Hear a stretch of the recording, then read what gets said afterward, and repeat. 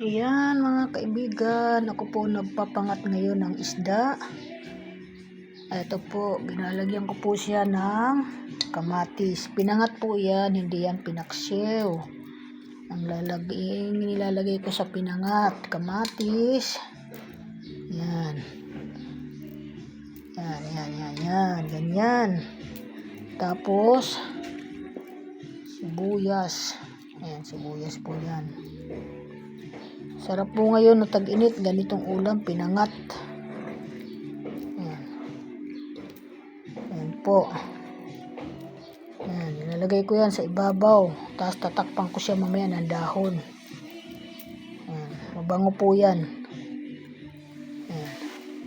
Tapos, luya po. Ayan, luya. Ayan, luya. Ayan lang po. Tapos sili. Ayan, sili. Ayan.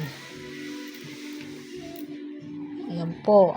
Good morning for today's video. Ayan po, nakadahon po ito sa ilalim. Ayan, sinapinan ko siya ng dahon.